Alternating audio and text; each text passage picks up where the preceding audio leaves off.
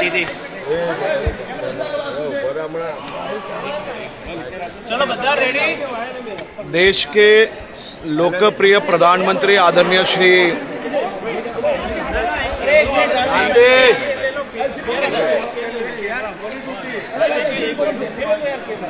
देश के लोकप्रिय प्रधानमंत्री आदरणीय श्री नरेंद्र भाई मोदी जी द्वारा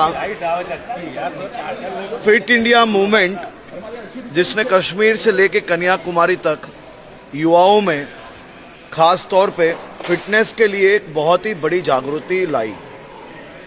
फिट इंडिया मूवमेंट को आगे बढ़ाते हुए खेलो इंडिया में प्रधानमंत्री जी ने एक तरफ कॉमनवेल्थ में भारतीय खिलाड़ी एक के बाद एक मेडल प्राप्त कर रहे थे और प्रधानमंत्री जी ने यहाँ से देश के लाखों युवाओं का खेल के सेक्टर में भविष्य उज्जवल बने, उसके लिए बजट में 8 गुनी बढ़ोतरी की। ये अपने आप में एक बहुत बड़ा विषय है। प्रधानमंत्री जी के मार्गदर्शन में देश भर में हर राज्य में स्पोर्ट इंफ्रास्ट्रक्चर का जिस प्रकार से कार्य आगे बढ़ रहा है, और खास तौर पे मैं अहमदाबाद की अगर बात करूं तो अहमदाबाद में पिछले कई सालों से उनके ही मार्गदर्शन में और खास तौर पे मुख्यमंत्री श्री भूपेंद्र भाई पटेल की निगरानी में स्पोर्ट्स इंफ्रास्ट्रक्चर में बहुत ही जल्द एक के बाद एक नए इंफ्रास्ट्रक्चर जो खड़े किए गए, वो केवल गुजरात के खिलाड़ियों तक सीमित नहीं, लेकिन भारत के कोई भी खिलाड़ियों के लिए अहमदाबाद हमेशा के लिए दरवाजे खुले हैं। हमारे वहाँ मेहमान के तौर पे नहीं, एक परिवार के तौर पे ये सभी इंफ्रास्ट्रक्चर ये देश के प्रत्येक युवाओं के लिए है और सभी युवा इसका लाभ ले सकते हैं। अहमदाबाद में 2030 की कॉमनवेल्थ गेम्स का आयोजन होगा। मैं सभी देशवासियों को बहुत बहुत अभिनंदन देता हूँ। मोदी जी के फिट इंडिया के विज़न को हम आगे बढ़ाएंगे। फिट इंडिया के साथ साथ मोदी जी ने जिस प्रकार से नशा मुक्त अभियान की जो शुरुआत की है, वो अपने आप में बहुत ही महत्वपूर्ण है। मैं मेरे राज्य के सभी युवा साथियों को साथ में लेके नशा मुक्त अभियान को नीचे तक पहुंचाने के लिए मुख्यमंत्री जी के मार्गदर्शन में ये कार्य और तेजी से आगे बढ़ाएंगे।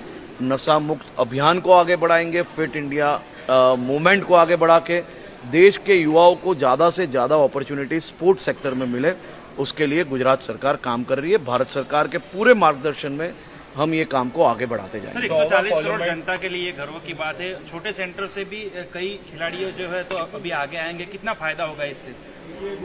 देखिए, हमने देखा कॉमनवेल्थ में जिस प्रकार से छोटे छोटे गांवों से जो खिलाड़ियों में स्किल है, उनको भारत सरकार द्वारा जिस प्रकार से एक प्लेटफॉर्म दिया गया, टॉप्स इंडिया की जो स्कीम है, खेलो भारत की जो स्कीम है, उसके माध्यम से ये सभी प्लेयर्स को इंटरनेशनल लेवल की ट्रेनिंग प्राप्त हुई और वही कारण से और उनकी मेहनत से आज कॉमनवेल्थ में हमने भारत का डंका बजाया। चौथे नंबर पे हमारा स्थान रहा। ये अपने आप में बहुत बड़ी बात है, क्योंकि ये वक्त केवल 10 गेम्स वहाँ की गई थी।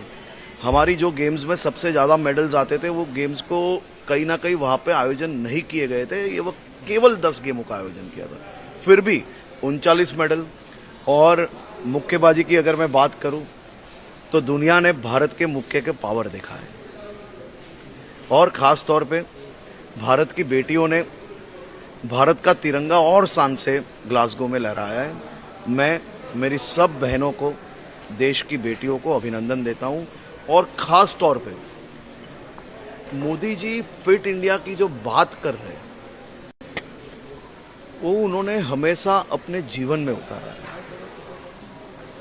हजारों कार्यकर्ता, नेता, सामाजिक एवं उनके साथ संपर्क में आने वाले लोगों ने ये नजदीक से महसूस किया। मैं भी उनमें से एक हूं। कई बार देखा है, कोई युवा अगर मिलेगा, थोड़ा सा भी पेट बाहर होगा, कोई नेता मिलेगा, पेट बाहर होगा, एक बार मोदी जी की टिप पे या फिर उनके कहने पे मैंने हजारों लोगों का जीवन बदलते हुए देखा है और जो लोग अनफिट थे उनको फिट होते हुए भी देखा है।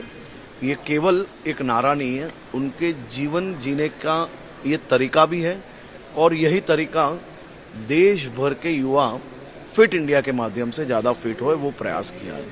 अपने आप में हम सबके लिए ये एक बहुत ही बड़ी अपॉर्चुनिटी है और 2030 में भारत अव्वल नंबर पे रहे ऐसी शुभकामनाएं। सर 100वां कॉमनवेल्थ गेम अहमदाबाद में हुआ, कितना भव्य होगा, कैसी तैयारी होगी? अहमदाबाद कॉमनवेल्थ गेम्स आयोजन में एक नया बेंचमार्क सेट करेगा। ये गेम भव्यता खिलाड़ियों की व्यवस्थाओं के साथ करेगा। ये गेम खिलाड़ी सबसे अच्छी तरह से अपना परफॉर्मेंस दिखा पाए उस प्रकार का होगा। खासतौर पे आप सभी उसके साक्षी हैं। पिछले 2 साल में अहमदाबाद में एशियन गेम्स की बात हो, एशियन चैंपियनशिप की बात हो, कॉमनवेल्थ डिफरेंट चैंपियनशिप की बात हो या इंटरनेशनल टूर्नामेंट की बात हो, अहमदाबाद ने एक बेस्ट होस्ट के तौर पे अहमदाबाद आगे बढ़ता जा रहा है। आभार।